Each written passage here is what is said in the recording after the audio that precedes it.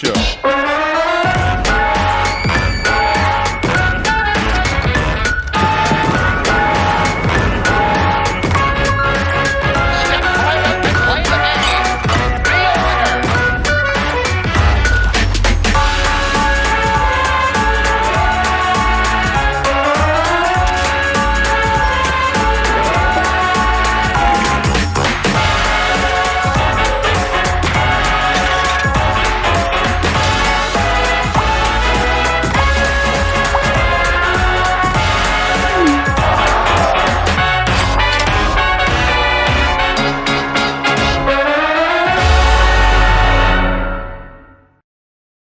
Bueno, me alegra mucho verlos esta mañana, estar un domingo más compartiendo con todos ustedes. Y hoy estamos terminando esta serie de charlas que se llama justamente así, Amor, Citas y Corazones Rotos. Y muy pocas veces, creo que 2, 3 veces en nuestra vida, hemos compartido charlas Laura y yo. A veces la da ella y a veces, muchas veces la doy yo, pero pocas veces podemos hacer un pleito en vivo y a todo color frente a la iglesia. Eso es un privilegio de ustedes. Vamos a ver cómo sale. Preparamos algo sencillo, pero que creemos que va a ser, que puede ser de provecho. Entonces, lo que queremos es contar parte de algunas experiencias personales, pero sobre todo cómo hemos aprendido, y como puse en el chat, a regañadientes, algunas lecciones de pareja en medio de la fe. Entonces, lo primero que a mí me gustaría que compartirles y que quisiera que Laura nos cuente primero es esta parte de que va a ser esencial a lo largo de toda la charla. Esto es lo más esencial a lo largo de toda la charla, esta primera parte. Entonces, Lau, adelante. Bueno, ustedes saben que uno se casa, ¿verdad? Y lo primero que tiene que hacer es ir al súper, a comprar las cosillas del súper. Pero resulta que cada familia es un mundo. Él viene de una familia, yo vengo de otra familia y venimos con costumbres diferentes y con formas de alimentarnos diferentes, ¿verdad? La mía era la buena, por supuesto. O sea. Y realmente cuando nos conocimos, comíamos muy diferente. Digamos que cuando nosotros empezamos así a salir, yo no comía carne. Era vegetariana, ate vos. Pero adivinen cuál es la torta. Este señor de aquí a la par no comía vegetales. Por supuesto. O sea, imagínense las compras del supermercado de la primera vez que fuimos. Él dice que ahí aprendió que yo zapateo. Sí, ya les voy a contar. Espérense que me deje hablar, pero... Llegamos al súper y iba yo con el carrillo, ¿verdad? Y echaba algo a José Pablo y yo, ¿y eso para qué? Como, ¿para qué está echando eso? Eso no se necesita. Y llegaba donde se acercaba, ¿y eso que usted echó? ¿Pero para qué? ¿Para qué está echando eso? Vieran los pleitos de esa primera ida al súper. O sea, me desaparecí 3 minutos y cuando regresé eso parecía que como que hubiera ido a una herboristería. Solo matas. Solo hojas, era lo que había en el carrito. Y yo dije, ¿qué vamos a comer en realidad? ¿Verdad? Fue muy tenso. Y entonces de repente, pues, no recuerdo muy bien, yo empecé a echar algo de un refrigerador. Ahí solo hay cosas que no son matas en los refrigeradores, ¿verdad? Son cosas, comida de verdad. Entonces, y donde voy echando, yo nada más oigo que hacen. Yo, bueno, pero no. eso iba acompañado con un no. Exacto. Y yo, o sea, o sea, eso era una luz, ¿cómo se llama? Luz roja, bandera roja, ¿cómo era? Gracias, muy, muy amables, en inglés, ¿verdad? En English. Y yo, ojo, José, ojo, porque del zapateo sigue más cosas, mentira. Pero estaba tenso el asunto. Pero ojo, y yo creo que Lau quizás, iba a arrancar ya a partir de esa experiencia, pero empezamos, ahí nada más fue como tenso. Y durante las primeras quincenas, meses, nosotros empezamos a notar algo, comprábamos demasiado. Claro, porque comprábamos lo mío y lo de ella. Porque nadie quería soltar lo que quería, ¿verdad? Habían 2 menús. Entonces, el carrito así, En aquel entonces, cuando uno no tenía hijos y otro montón de cosas, pues se podía uno dar cierto lujo si era más barato.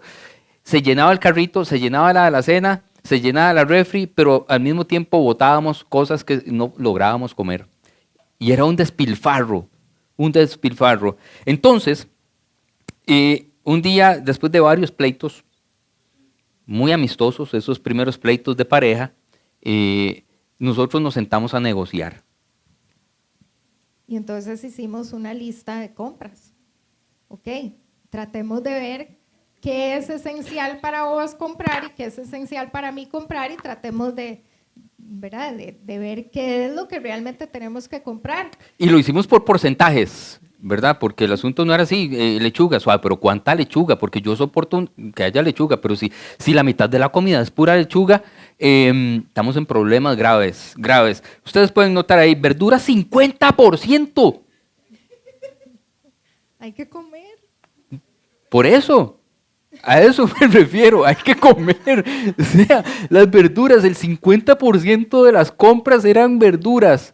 Muy bien, esto es Laura, ¿verdad? Yo voy a comentar los de Laura y Laura los míos. Frutas 10%. Digamos que estaba bien, pero digamos que las frutas que yo como ella no las come. Digamos, banano no come. Plátano maduro no come. No, eso no es de Dios. O sea, ni para patacones compra plátano. O sea, uno tiene que, bueno, ok.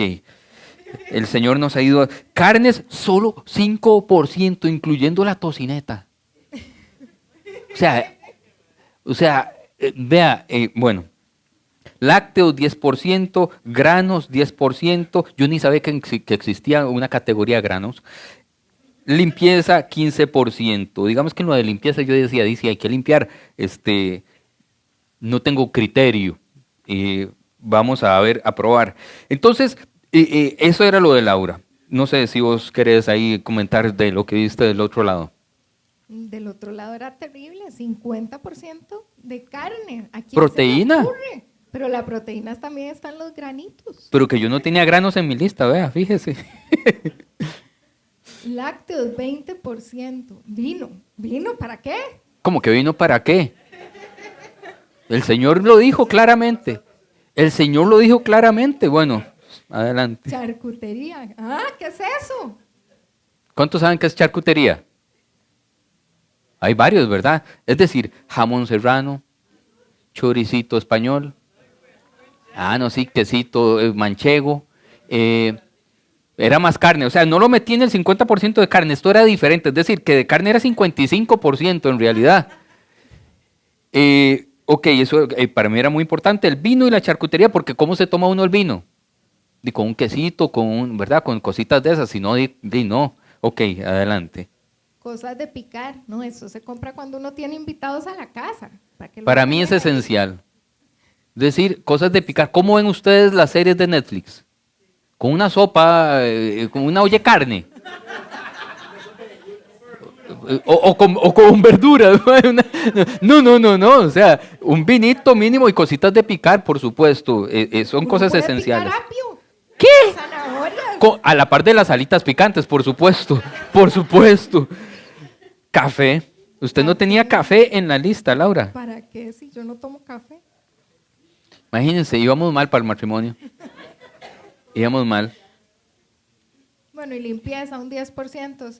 Sí, podemos negociar lo de la limpieza.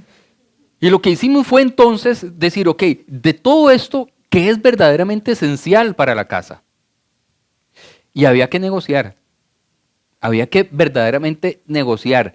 ¿Qué no compramos? Porque además de que estábamos gastando mucha plata, se estaba botando comida y estábamos teniendo pleitos porque éramos dos filosofías diferentes de vida. Vayan al supermercado, yo eso se los recomiendo a los que se van a casar, vayan al supermercado antes de casarse y luego discutan lo que ahí hay, porque ahí hay culturas, ahí hay noción económica, ahí hay estilo de alimentación, salud, etcétera, ¿verdad? Ahí está el resumen. De negociación también. Y entonces está el asunto de la negociación. Si no aprendemos a negociar en la pareja, no aprendemos nada.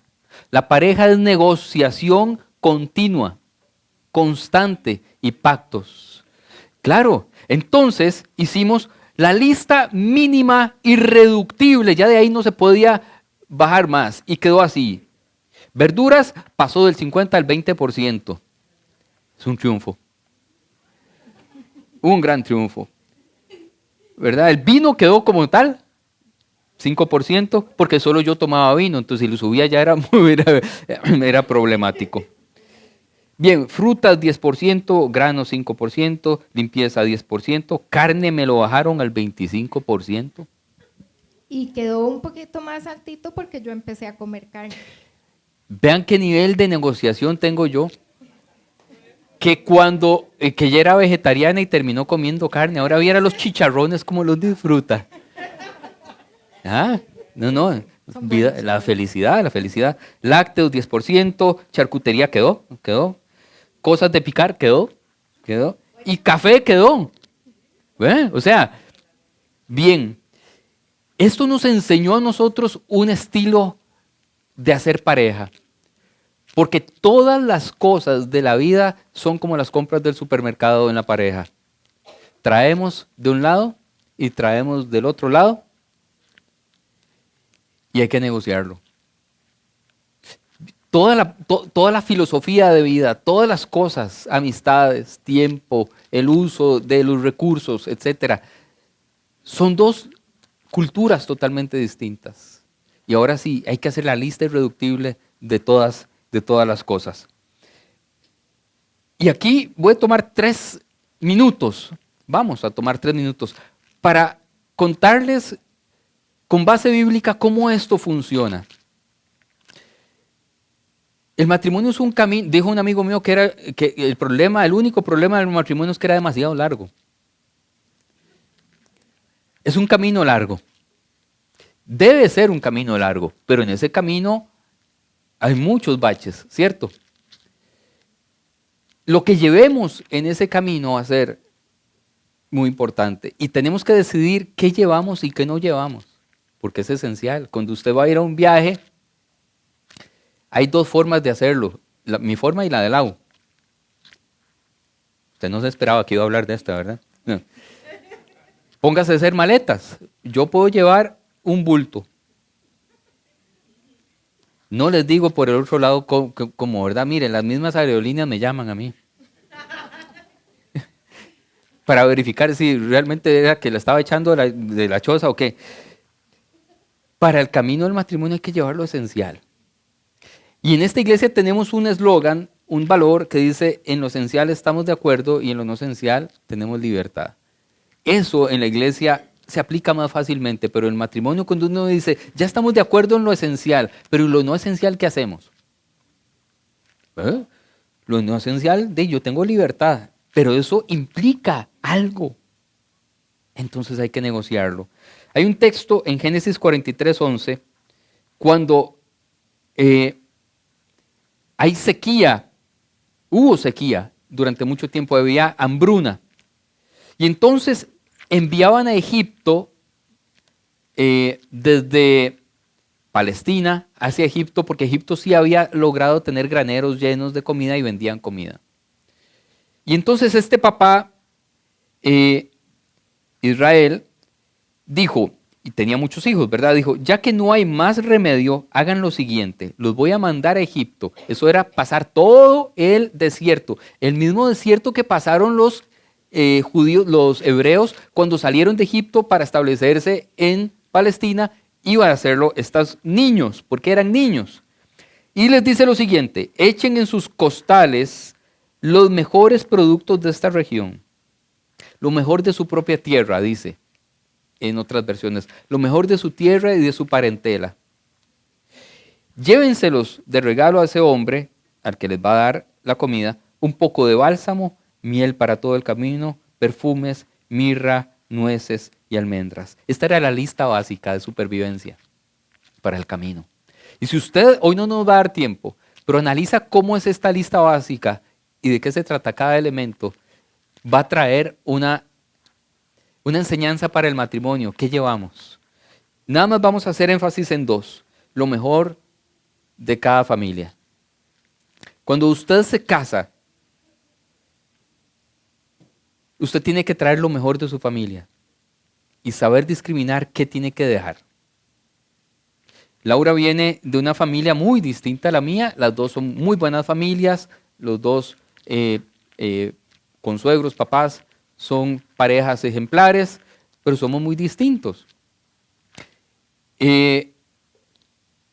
Mis papás, vamos a decirlo así, esto no, que no salga de Centroamérica, bueno, y mis papás evangélicos, panderetas pentecostales, la familia Lau católica, el papá de Lau de una ascendencia libanesa, mis tatas más tipo piso de tierra, diría yo, ¿verdad? Cuando tenían piscina ellos en la casa. Para nosotros era el barrial de la cancha del frente lo que usábamos, ¿verdad? Nada más, éramos familias distintas. Hay que traer lo mejor de ambos mundos para caminar juntos. Lo mejor de ambos mundos. No sé si quieres agregar algo en esta parte de lo mejor de cada familia.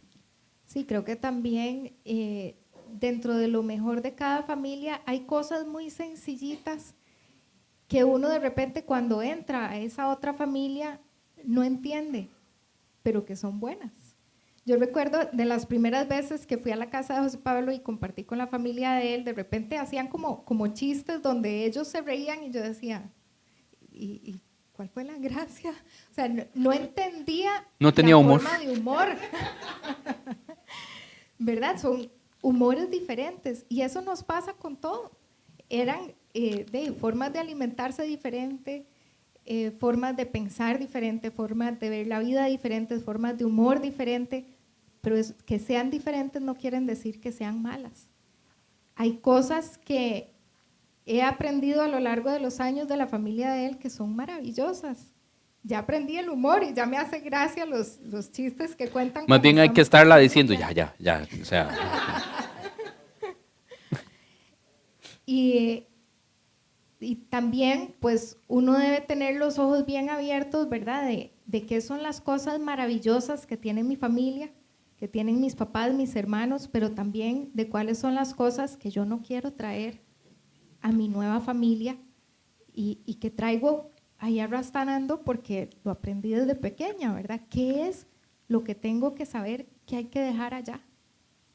Una de las cosas que a mí me pareció maravilloso de la casa de Lau cuando empezamos a salir y yo empecé a visitar la casa es que los que cocinan son los hombres. Y yo sabía hacer un huevo con flex, poco más, frijoles, un arrocillo que me sabía ahí, que me había aprendido. Y uno llegaba a la casa de Laura y eran esas comidas impresionantes y las hacía don Juan. Y la primera vez que yo cociné a la par de don Juan, ¿verdad? Yo recuerdo perfectamente, me tocaba, mi parte era picar algo muy sencillo, me dieron. Como que intuían que algo ahí mejor me daban la tarea más fácil. Era picar los hongos, unos champiñones. Y a mí me temblaba así el cuchillo. Que el hombre era, ¿verdad? Un cocinero impresionante y me volví a ver cómo iban los hongos, ¿verdad? Y yo, así o así, se me olvidó si se cortaban a lo largo o a lo ancho, ¿verdad? Y aprendí algo. El hermano de Laura es el que cocina también y realmente todos cocinan muy bien, pero los hombres eran los que se encargaban más del área culinaria. Y para mí eso era nuevo. No que mi papá no cocinara, cocina por necesidad. No porque sea él que cocina. Y empieza a haber un crecimiento también en esa parte para mí y en muchas otras áreas. Bien, pero también hay que dejar cosas. Entonces el reconocimiento de lo que no queremos en nuestra familia también es muy importante. Lo que de su cultura y de lo que de mi cultura no vienen a nuestra cultura. Y eso es tarea de negocio, de negociación, igual que la lista del supermercado, los valores. Los valores, también cuáles son los valores esenciales, la lista de los 8 valores esenciales que sí van a ser nuestros y otros que no son esenciales y que no van a venir a nuestra familia. Y hay algo que viene aquí, que es miel para todo el camino. Dentro de la lista que este papá les hizo para el camino, La miel sirve para curar. La miel no solo endulza. En aquella época, hace 6.000 años, 7.000 años, la miel era el botiquín de primeros auxilios. La miel, el bálsamo, la mirra, eran el botiquín de primeros auxilios. Porque en este camino nos vamos a herir sí o sí. Ustedes saben que los seres humanos somos muy capaces de herirnos amándonos. Somos muy capaces de hacernos daño amándonos. Pero no solo eso, sino que el mundo, la vida en sí misma, es muy capaz de herirnos a nosotros también ya estando casados. Y la miel para todo el camino significa, ustedes van a tener que acostumbrarse a sanarse sus heridas. Ustedes son los que más van a conocer si se está infectando algo. Y tienen que trabajar en esas heridas y sanarse todo el camino. Y cuando dice todo el camino, es todo el camino. Porque va a haber palabras que duelen, acciones que duelen. Va a haber momentos de carencia que hieren. Va a haber momentos de tensión, de fallos, de errores terribles. Y hay que aprender a curar las heridas. Todo el camino. No a veces. Todo el camino. Se me viene a la mente una anécdota que me pasó cuando tenía como 13 años. Obviamente no fue con José Pablo. Eso no era mi culpa. Recuerdo que estaba con mi hermana y ustedes han visto que muchas veces cuando uno está jugando ese tipo de juegos, ¿verdad? De cosquillas y esas cosas, los papás siempre dicen, ya, porque espérese que ahorita viene el golpe, ¿verdad? Y uno, jamás. Y estábamos mi hermana y yo jugando de cosquillas. Yo odio las cosquillas porque soy súper cosquilluda. Entonces mi hermana me andaba persiguiendo y me agarraba, me tiraba al piso, me hacía cosquillas y no sé qué. Y yo muerta de risa, no porque lo estuviera disfrutando, sino porque las cosquillas lo hacen a uno reír, ¿verdad? Entonces yo me moría de risa, me levantaba, salía corriendo, sufriendo, y ella llegaba, se me tiraba y otra vez cosquillas, y en una de esas caigo yo al piso y donde me levanto así rapidísimo hay una pared aquí. Entonces hago así y pego de tal forma que lo que a mí me dio fue mucha risa, ¿verdad? De seguro cómo me vi, ¿verdad? Y entonces me empecé a reír y a reír y mi hermana se rió hasta que me vio la cara y donde me vio la cara ella se estaba riendo y hace y empezó a llorar y yo, ¿qué pasó? ¿Qué tengo? ¿Verdad? No sé qué hacer, no sé. Y yo, ¿pero qué tengo? Mi hermana agarró el teléfono y llamó a mi abuelita porque estábamos nosotras dos solas. Y me acuerdo que mi abuelita le dijo, no la deje dormirse y póngale miel en la cabeza. Entonces mi hermana me dijo, no se ve al espejo. Y llegó y me puso miel y ya yo ahí con la miel fui, me vi en el espejo y resulta que se me había hecho un chichón como las faulas, ¿verdad? O sea, era una cosa así, una pelota y en la punta de la pelota la sangre, corriendo, ¿verdad? Y la miel fue inmediata. A veces en el matrimonio nos estamos haciendo cosquillas y de repente por levantarnos y hacernos cosquillas nos pegamos, perdón la palabra, un huevazo. Uy, creí que iba a decir otra. La que vos decís en la casa, la que decís en la casa. ¿Qué necesitamos? Que el otro esté ahí y sea quien nos ponga la miel para curar esas heridas. Que estemos juntos, tanto riéndonos como cuando necesitamos esa miel en la frente. No te había escuchado nunca ese ejemplo, está muy bueno. Muy bueno. Voy a anotarlo. Lo incorporo para mi prédica. El poder de ponerse de acuerdo. Ponerse de acuerdo tiene un poder sobrenatural. No podemos vivir en desacuerdo. No hay forma a largo plazo de vivir en el desacuerdo. No es sano, pero no solamente no es sano, es que nos enferma y termina por matar la relación.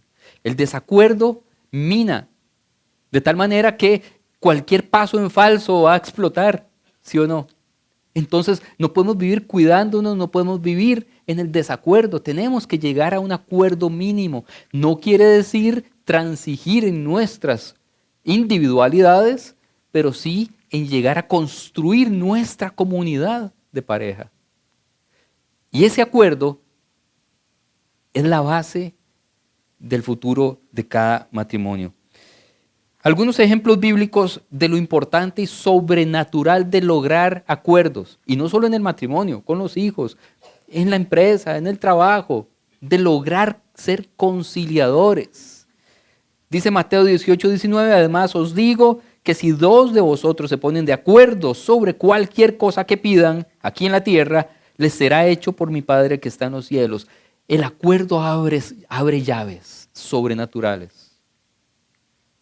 Cuando queremos prosperar como pareja y no hay acuerdos, no prosperamos. Y Dios no bendice el desacuerdo.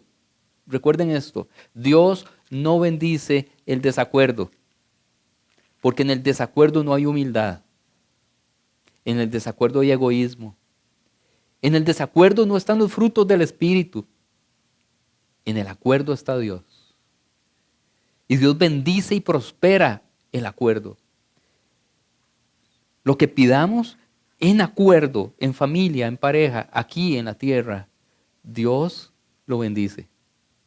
Pero tenemos que hacer nuestra tarea y esa tarea es trabajar en el acuerdo.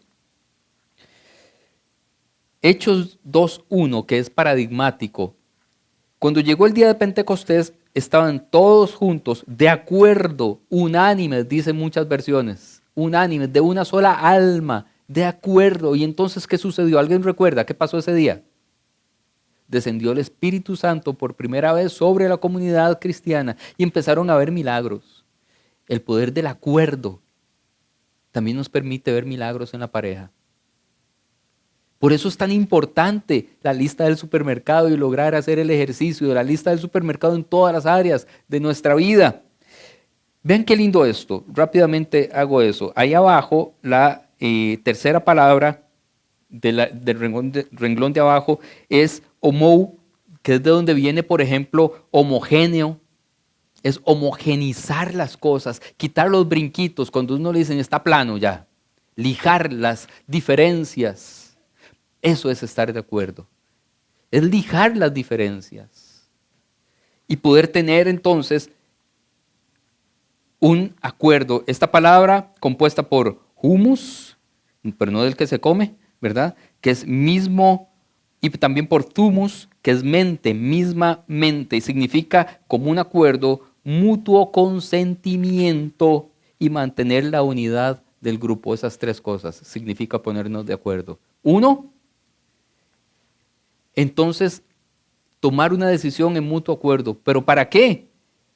Bueno, y de mutuo consentimiento, ¿para qué? Para mantener la unidad del grupo, para mantener la unidad de la pareja. Las decisiones en unidad unen. Las decisiones en mutuo acuerdo prosperan la pareja. Las decisiones en desacuerdo minan la pareja. Así que tenemos dos listas, las más importantes que creemos que podemos compartir con ustedes, que nos costó más a nosotros llegar a un acuerdo. Las dos listas más importantes de nuestro matrimonio son estas. Yo voy a hablar un poquito de religión, bueno, vamos a hablar. Esta fue una de las listas más importantes. Yo soy evangélico, vengo de una familia de pastores, de misioneros, yo hablo en lenguas, yo soy un pandereta. Lo que pasa es que me concentro. Laura es católica y viene de una familia católica. Su abuela materna era de las personas que, digamos, propiciaba que la iglesia tuviera un mejor terreno, un mejor edificio, ese tipo de compromiso con la iglesia. Y mi familia, por nuestra parte, pues era una familia de pastores. Y esto planteaba ciertos retos. Cuando nosotros nos conocimos, yo ya era pastor en una iglesia y Laura estaba muy comprometida con la iglesia católica. No sé si querés ahí agregar esa parte, algo de ahí. Ahora me dice, ¿qué? ¿De qué? No, para poner un poco de contexto, porque a veces a veces no sabemos bien como qué significa estar muy metido en la Iglesia Católica. Creemos que, bueno, creemos no, tal vez la gente que no ha sido católica lo que piensa es que estar muy metido en la Iglesia Católica es ir a misa todos los domingos y ya. Pero realmente yo era parte de un ministerio donde crecí ahí. Desde los 8 años empecé a cantar en este grupo que se llamaba Angelus, y estuve en Angelus hasta los 22 años más o menos, en los que todos los domingos iba, cantaba en la iglesia, pero entonces los sábados, para poder cantar los domingos, pasábamos 4 horas en la iglesia de Fátima, pues preparándonos, ensayando, teniendo convivencia con los padres, ¿verdad? O sea, realmente estaba metida en la Iglesia Católica. Cuando empecé Tenía más amigos sacerdotes que otra cosa. Sí, en serio. Cuando empecé la universidad, la Iglesia de Fátima está en Los Yoses, en San Pedro. Yo estudiaba en 2 universidades y las 2 estaban en San Pedro, la UCR y otra que estaba en San Pedro. Entonces, los ratos que tenía libres, ¿qué hacía? Me iba a la iglesia, a la casa cural, y estaba ahí con mis amigos los curas, ¿verdad? Entonces, realmente yo estaba metidísima en la iglesia, así como José Pablo estaba metidísimo en su iglesia, pero de diferentes ramas. Y nos enamoramos. Ese 2 tipos de personas en 2 iglesias muy distintas, pues nos enamoramos. Y empezamos a ver qué hacemos, ¿verdad? Empieza un reto, sobre todo si uno crece en la iglesia evangélica. ¿Cuál es el reto? Conviértala, papá. Qué violento que es eso. Y uno ahí, ¿verdad? Se edita, no, te invito a una reunión que tenemos, va a estar muy bonita. Vení, no sé qué, ya venía, pero para verme a mí, por supuesto, ¿verdad? Como muchas otras personas, ¿verdad? Personas. Pero el problema, el buen problema es que decidimos casarnos. Y había que tomar decisiones. Nada más quiero irles enseñando un par de fotos. Esta es Laura y el padre Eugenio, mientras bautizábamos a nuestro hijo Santiago por la Iglesia Católica. ¿Cómo llegamos a eso? Yo siendo pastor, bautizando a mi hijo por la Iglesia Católica. ¿Sería claudicar eso? Eso se llama madurar en la fe. Eso se llama llegar a un nivel en que comprendimos cosas muy profundas, en una serie de discusiones, a veces tensas, a veces acaloradas, a veces muy placenteras, de qué significa la fe para nosotros. De tal manera que su fe no me amenaza a mí y mi fe no la amenaza a ella. Y encontramos la fe meridional, lo mismo que hicimos con la lista del supermercado, lo hicimos con los artículos de la fe. ¿Qué es lo esencial para nuestro matrimonio? ¿Qué es lo esencial para nuestro matrimonio? Y decidimos que el credo de los apóstoles reúne lo esencial en la fe. Dice, porque en esas discusiones era así, ok, creo en Dios Padre. ¿Usted cree en el Dios Padre? Sí, yo creo en el Dios Padre. Entonces somos iguales. Ok, perfecto, bien, vamos bien. ¿Ese Dios Padre es todopoderoso? Sí, es todopoderoso. Yo creo que Él es todopoderoso y yo también. Ah, bueno. Ok, entonces estamos de acuerdo. Él creó el cielo y la tierra. Sí, yo creo en eso. Ah, vos también crees en eso. Y en Jesucristo, su único Hijo. Sí, yo creo en Él, que es nuestro Señor, que fue concebido por obra y gracia del Espíritu Santo. Sí, ¿usted cree? Sí, yo también creo. Nació de María Virgen, suave, lo de virgen, sí era virgen. Después ya no, pero sí, bueno, después podemos comentar eso.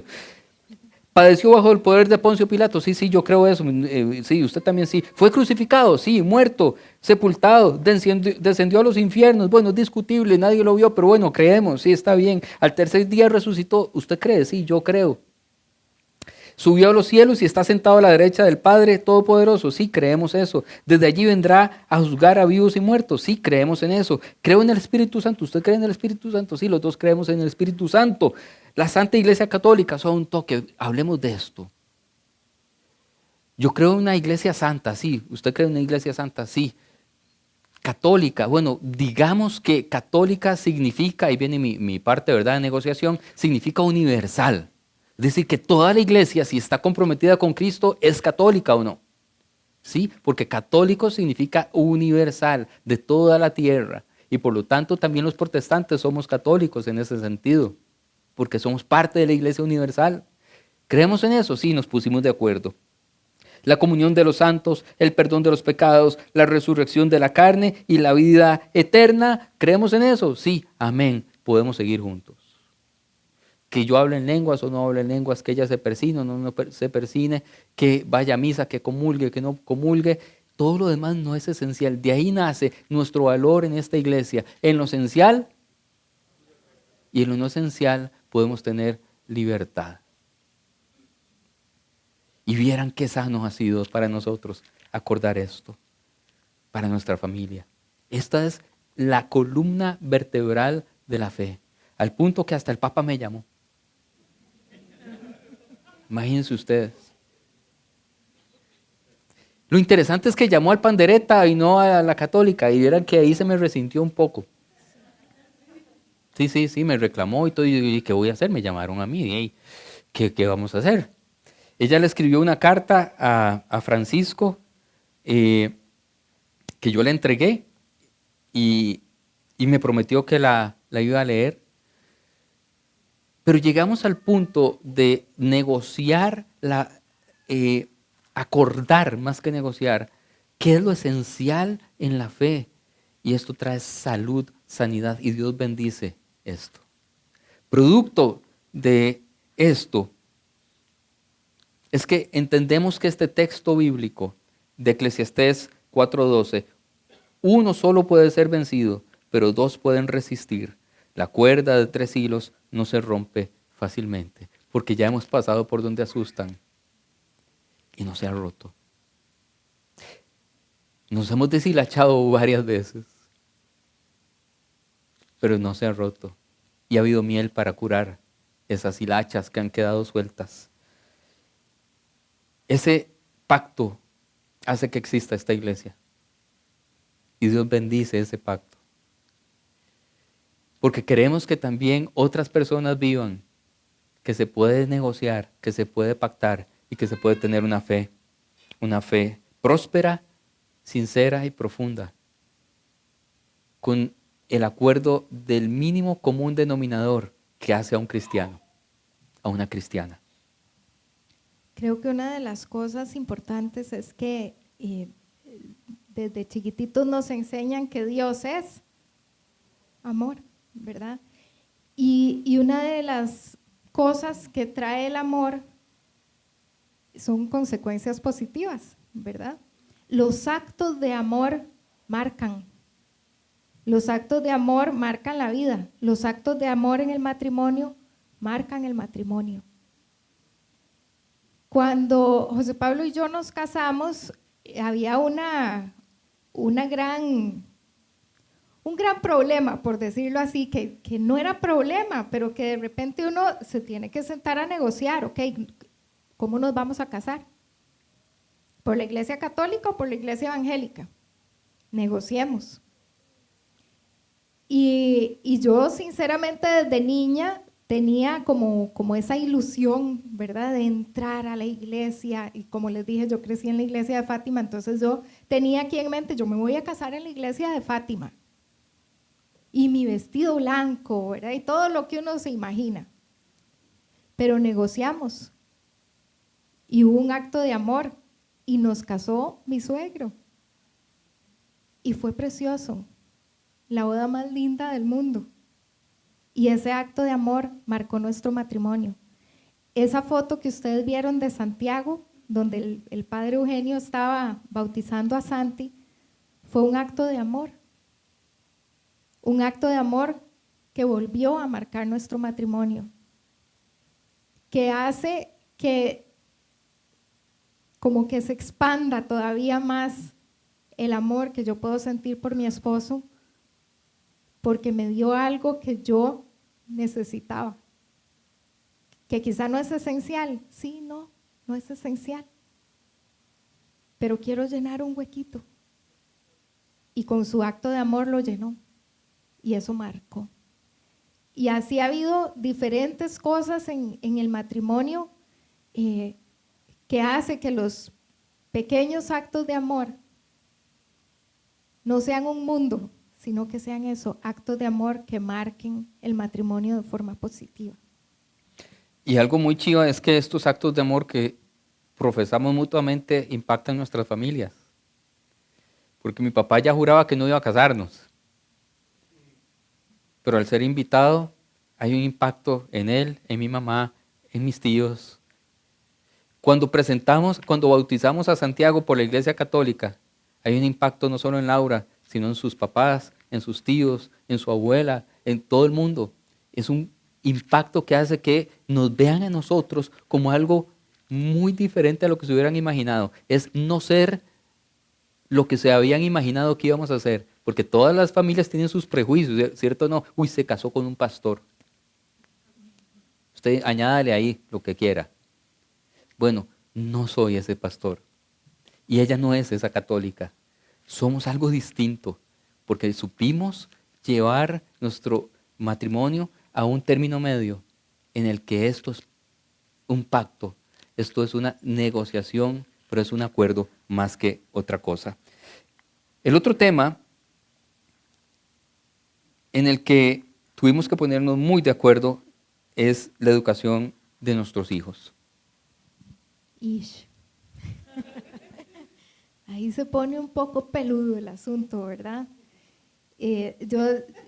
Yo me acuerdo que cuando a mí me preguntaban, ¿verdad? Recién casados nosotros, ¿y qué tal la vida de matrimonio? Yo decía, qué raro, es que viera que todo el mundo decía que los primeros años son tan difíciles y ha sido tan bonito todo, más bien como que, ¿verdad? Yo digo, ¿cuándo llegarán los problemas? Llegan los hijos y todo cambia. Y ahí sí que hay que ponerse de acuerdo en muchas cosas, ¿verdad? Pero cuando nosotros nos casamos, yo venía con una perrija, Camis. Vieran ustedes, qué terrible.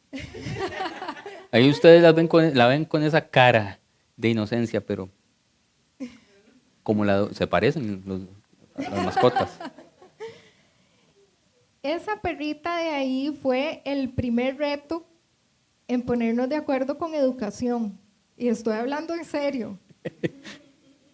Recuerdo una vez que esta perrita era una perrita muy especial. En todo sentido. No le gustaba quedarse sola. Un detallito que tenía, un detallito, nada más. Comía más fino y más caro que nosotros. Porque era alérgica a todo, era alérgica a todo. Había que mandar a traer la comida a otro lado del planeta Tierra para que sobreviviera. Comía finísimo. Impactaba el bolsillo de una forma considerable. No lo pusimos en la lista. No, ahora por eso me estoy acordando de una herida que hay ahí. Resulta que esta perrita pues había crecido conmigo en una casa que era muy grande, o sea, ella tenía mucho espacio, tenía dos patios muy grandes, ¿verdad? La casa siempre estaba abierta, ella podía salir a hacer sus necesidades cuando le diera la gana. José Pablo y yo nos casamos y nos vamos a vivir a una casita muy pequeñita. Y venía Camila incluida. Entonces, ella también tenía que acostumbrarse a una nueva vida. Me odió. No la podíamos dejar afuera cuando nosotros salíamos. La perra se tenía que quedar adentro de la casa. Imagínense esta perrita el cambio de vida que tuvo, ¿verdad? Que ya no tenía patio para quedarse afuera a hacer sus necesidades cuando quisiera. Y entonces, ¿dónde la dejábamos sola? La perra rascaba y rascaba y rascaba la puerta. Nos llamaba una vecina. Se quedaba la perrita media hora sola y ya llamaba a la vecina. Es que la perra no para de ladrar y está llorando y llorando. Y yo, ¿y qué hago? Yo tengo que trabajar. Pero la perrita sufrió. Y entonces, en uno de esos días al principio, estábamos conversando acerca de la perrita, que ya nos había deshecho la puerta y que qué hacíamos con la perrita y todo. Y entonces alguien externo a nosotros dos, ¿verdad? No parte de nuestra familia, que ya éramos nosotros dos, nos dice, bueno, no, lo que hay que hacer es educarla. péguenle a la perra. Y yo dije, se lo merece. ¿cómo? Y claro, ahí a mí se me encendió el primer bombillo. Ok, esto no es lo que yo quiero como educación. Y entonces, bueno, en ese momento... Y yo decía, perdón, o sea, ¿qué va a hacer? ¿Se va a poner al nivel de la perrita? A ver, vea, como hay que hablarles, ¿verdad? A su propio nivel a los niños, ¿verdad? O la va a subir, porque ¿cómo vamos a educar? O sea, ¿cómo va a ser educar con ternura? Ahí, ¿cómo es? Fue toda una conversación. No vamos a educar con violencia. Yo no creo en eso. Las marcas de la educación no deben ser de violencia, deben ser de amor. Y desde ahí, sin tener hijos, pero teniendo a esa perrita, empezamos a hablar de la educación. Y tuvimos que llegar a acuerdos porque es complicado. No solo porque veníamos de diferentes familias, con educaciones diferentes también, sino porque pensamos diferente en cuanto a estas cosas. No porque, a ver, mis papás a mis hermanas mayores les pegaron. Entonces, no es porque mis papás no pegaran, a mí no me pegaron. Porque era la menor, o sea, ahí se crió silvestre.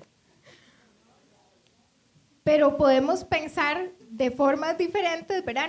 No solamente por la educación que nos hayan dado, sino porque pensamos de formas diferentes. Entonces, ¿cómo llegamos a acuerdos? Y por mi lado, nosotros sí, mis papás sí, tenían una faja especial y todo, ¿verdad? La faja que era para eso existía, al punto que mi hermano mayor y yo un día dijimos, vamos a desaparecer el objeto del delito, ¿verdad? Y lo desaparecimos para toda la vida. Sí, de vez en cuando las piernas nos quedaban con verdugones.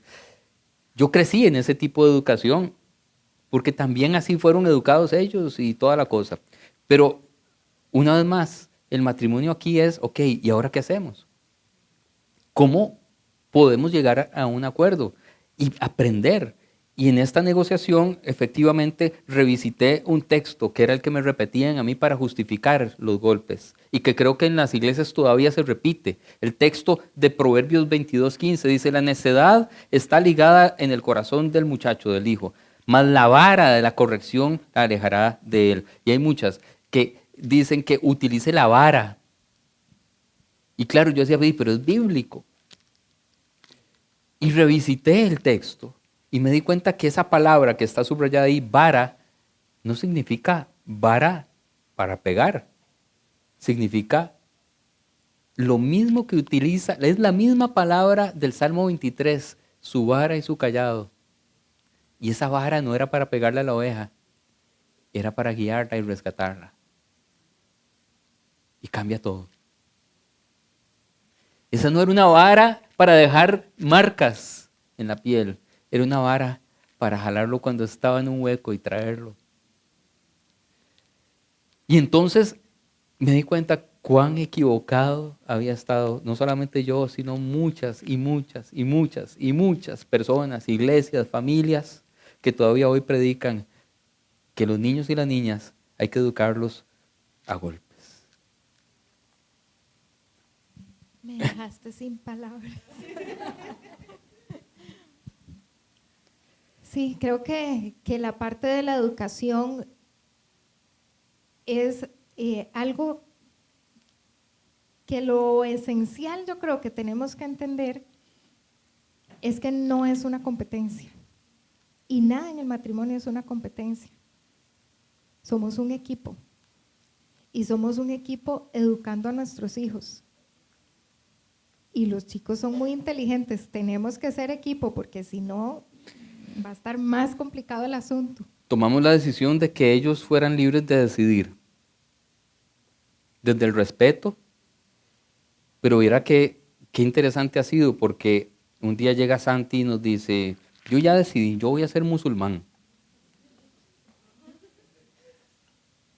Barájeme esa. Entonces, ¿verdad? Uno empieza así como a sudar y yo, ok, aplique lo aprendido, ya usted está roco, ok, claro, Santi, por supuesto, el Islam es una religión muy respetable, y yo orando por dentro, Señor, Espíritu Santo, reprendo todo. Y, ¿qué sabes del Islam? Y me empieza a decir, claro, y se lo había estudiado. Y yo, ahora sí, lo estamos perdiendo. Hablamos Laura y yo, dejémoslo. Está muy pequeño, dejémoslo. Nuestro ejemplo es más importante. Es más poderoso que decirle, eso está mal. Que decirle, no lea esto, no investigue esto, no vea tal video, no escuche, no hable, sino que sí hacemos nosotros. Y poco a poco, usted lo va a ir viendo ahí atrás. Y ahora ya se le pasó lo del Islam. Y ya se me pasó el susto. Pero funciona la educación en amor, en ternura y en libertad. Habíamos pensado otro ejemplo, pero en este momento se me olvida. Pau. Pau ahorita tiene varias compañeritas que están haciendo la primera comunión en este momento. Entonces ella está con la cosa de que ella quiere hacer la primera comunión. Ahora nos toca investigar cómo hacerle, porque por supuesto no ha llevado ningún curso, ¿no? Pero es su elección. Hay que hablar con algún padre, ¿verdad? Que nos haga ahí un... Porque cuando bautizamos a Santi, yo tuve que llevar un curso, ¿verdad? Sí, claro. Eso fue un vacilón, ¿verdad? Bautismo. Yo ya pastor, Biblia aquí, ¿va? El dedo, teólogo, y voy ahí a Heredia donde una señora para que me diera el curso. ¿De qué era? ¿El curso de qué? De bautismo. Ah, bueno, sí, curso de bautismo. Y decía, porque, no, bueno, y lo hicimos juntos, por cierto. Y nos hicieron un examen y adivina qué hizo. Que respondiera a él. Me copiaba. Ella era la católica que tenía que saberse todas las cosas y me copiaba. Bueno, pues nos eximimos. Dijo, sí, con Pau nosotros queremos que sea libre. Si quiere hacer la primera comunión, así como ella sabe que bautizamos a Santiago en la iglesia católica, es absolutamente libre de hacerlo y la vamos a apoyar. Y yo como pastor sería el primero de estar en primera fila. No sé, ¿se puede estar en primera fila? Sí, ahí y todo. Aplaudiendo, ¿se aplaude? No se aplaude. Chiflando. Apoyando a mi hija en su decisión, porque eso no es determinante para su eternidad, es determinante para su emoción y para su relación con nosotros y con su fe. Y creo que eso ha hecho que nuestra familia pueda construir cosas desde ese respeto. Y hay muchas cosas. Y terminamos con esto, son las 12, porque queremos también dejar un espacio para si alguien quiere hacer algún comentario o pregunta o improperio. Cuando nace Santi es el reto más grande, porque Santi nace trayendo un montón de otros retos que no habíamos previsto en esos pactos del mínimo común denominador de las cosas. Simplemente nos rompió todos los esquemas. Y otra vez hay que volver a negociar y a negociar y a negociar. Por ejemplo, para sacarlo del hospital había que aprender, los dos nos dijeron, usted tiene que aprender a meter y sacar sondas nasogástricas. Yo soy muy bueno metiendo sondas donde usted me diga, cualquier orificio del cuerpo humano, menos nasogástrica. Porque lo primero que me dicen en el hospital es, y si se le empieza a poner morado el chiquito, usted nada más la saca un poquito y la vuelve a meter. Fue que se le fue al pulmón y yo, juepucha, santísima. Y yo le decía a la yo no voy a aprender, voy a mandar a otro que se parezca a mí para que haga el asunto. ¿Quién hace las cosas médicas? ¿Quién hace las curaciones? ¿Quién, verdad? Todas estas cosas, era una dinámica nueva de la familia. Otra vez, negociar, negociar, negociar, negociar, negociar, todo. ¿Cómo reaccionamos? Negociar. Cuando Santiago muchas veces hacía paros cardiorrespiratorios en la casa, en el carro de nosotros. ¿Cómo hacemos? Nosotros conocimos en esa etapa primera, cuando nació Santi, unas 8 parejas con las que nos hicimos, digamos que cercanos. porque tenían hijos también en procesos parecidos en el hospital. Y de esas 8 parejas, nosotros somos los únicos que continuamos juntos. Porque el reto de cuidar a una persona adulta, adulta mayor o bebé que tiene necesidades especiales, pone en tensión la pareja. Y Dios bendice y prospera a aquellas parejas que logran negociar y pactar. Y da fuerzas de donde usted no se imagina, porque está viendo que nosotros estamos haciendo una tarea. No sé si querés concluir vos aquí y dejamos unos minutos por si alguien quiere decir algo. No. Ella habla poco, pero habla contundente. Sí. Si usted era como si ella vegetariana, pero de ascendencia libanesa, y usted carnívoro, ya le enseñaste a comer kibbe, vos haces kibbe. Shawarma me como el de pollo, Sí lo hago y se lo come cocinado, eso sí, crudo no le gusta. No. La Biblia dice que no hay que comer carne cruda. Dios mío. Yo soy muy bíblico. Mi esposa va a la iglesia de Fátima. Hay un cura joven, muy buenísima nota, que está totalmente ubicado teológicamente para Pau. Ay, qué lindo. Buenísimo. Sí, cuando quieran hacemos una mesa libanesa que Laura hace súper rico. Se los recomiendo muchísimo. Aprobado, ¿verdad? Sí, me parece muy bien. ¿Quién más? Yo. Sí. Buenas tardes. Buenas tardes. ¿Cómo 2 personas de círculos tan diferentes se conocieron? Si nos pueden contar la historia. Me quedó la curiosidad. Adelante, Laura, por favor. Yo cuento. Cuente. Yo la Bueno. corrijo. Como les dije, yo crecí cantando en un grupo que se llamaba Angelus, luego pasé a otro grupo que se llamaba Kairos.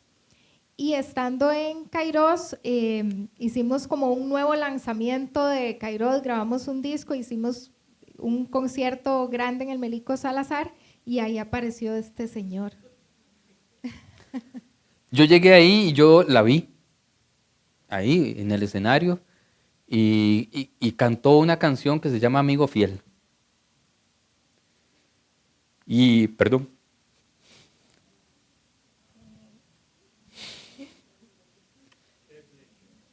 Profundamente. Y yo dije, yo voy a conocerla. ¿Cómo voy a conocerla? Bueno, en aquel entonces solo había High Five. Me inventé una trama, bendecida por el Señor. En ese tiempo que yo era pastor de un movimiento, en un movimiento que se llama La Viña, que tenía música, y tenía una música muy particular, la música de La Viña, y yo dije, oye, como ella es música, le voy a escribir por High Five, porque yo soy agente de ventas ahora de música de La Viña, para que monten en su grupo. Sí, de ahí. Creatividad no me faltaba. Y así que le escribí, nos conocimos nos empezamos a hablar por High Five cuando existía. Pasamos a Messenger cuando se hacían zumbidos y esas cosas. Ahí estuvimos hablando, ¿cuánto? Como un mes, yo creo, por ahí. Un mes, sí, como un mes, un poco menos, creo que 3 semanas. Y me pidió el teléfono. Así. Mujer de armas tomar. Me pide el teléfono, me llama. No fue así. Yo la llamé a usted. No, vos me llamaste a mí, bueno, solo sí. que yo te invité Exacto. a salir. Y la llamo, yo fui el primero que la llamó, y conversamos y colgué. No, él fue súper tramposo porque él íbamos a terminar la llamada y me dice, ¿y qué vas a hacer mañana en la noche? Cierto. Y yo, qué bien. Yo, no, nada. Y me dice, bueno. Bueno, que pases buenas noches.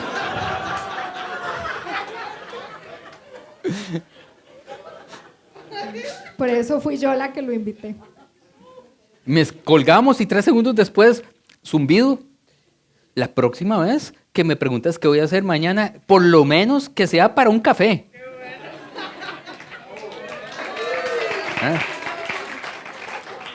Yo dije, funcionó, la técnica funciona. Así nos conocimos. Y después de esa llamada, unos cuantos días después, nos vimos por primera vez. Yo le dije ese día, la primera vez que salimos, fuimos el Pomodoro aquí en Escazú, cuando existía en Escazú, y le dije, mira, yo soy pastor, voy a ser pastor siempre, eso quiere decir que no voy a ser ni rico ni millonario, ni... Bueno, hay algunos pastores que lo son, pero en mi estilo eso no funciona. De eso es lo que hay. Imagínense qué primera cita. Todo con una cerveza que había pedido yo porque, ¿verdad? Y ella decía, es contradictorio, esta vara es contradictorio. Y yo dije, si ella sale otra vez conmigo después de esta primera cita, tan como se le dije, es ella. Es ella. Fue así, ¿verdad? Fue así. Pero vean, una de las cosas contradictorias, digamos, en lo que es la religiosidad. Porque cualquiera pensaría que él, viniendo de una familia evangélica, era el que iba a tener problema por pedir una cerveza, pero la que tuvo el problema fui yo. En esa primera cita él pidió una cerveza y yo me acuerdo que yo llegué a la casa y llegué súper contenta porque él me encantó, pero llamé a una amiga y le dije, viera que yo no sé si volver a salir con él o no. ¿Pero por qué? ¿Qué fue lo que no le gustó? Que pidió una cerveza. Ateos. No. Mire, le asustó más la cerveza que cuando le dije que nunca iba a tener plata. O sea, ese es el nivel. Y cuando me di cuenta que íbamos a volver a salir, yo dije, sí, va bien encaminado. Yo ya no quería perder el tiempo, no iba deprisa, pero tampoco estaba dispuesto a perder el tiempo. Entonces, si eso iba a funcionar, teníamos que ir con las cartas directamente en la mesa desde el principio. Y así lo hicimos y así funcionó. Ok, nos quedan un par de minutos y terminamos y si no, oramos. ¿Alguien quiere comentar algo más? Hola. Sí. Aquí, atrás. Atrás, arriba. Hola. Ah, allá, sí. Bueno, yo quería pedirles un consejo. Mi novio acá presente es católico y yo soy evangélica desde hace 10 años. El año pasado, a finales de año, me dio el anillo de promesa y pues estamos por mudarnos juntos el próximo mes. Y bueno, yo quería como ver si nos pueden dar algún consejo práctico, porque definitivamente el tema de la fe sabemos que existe, que está ahí, y a veces inclusive hemos tenido temas como de a cuál vamos a ir, que vamos a estar yendo a la misa, vamos a ir a las 2, venimos acá, que tenemos tiempo de estar viniendo como aquí a Open House.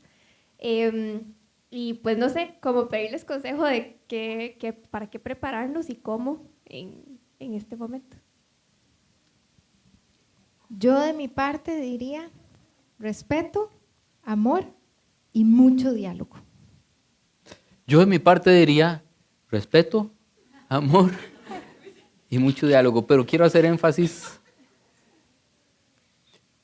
en el diálogo con conocimiento. Nosotros cuando llegamos a una negociación por la fe, realmente no conocemos en qué creemos, ni por qué creemos lo que creemos.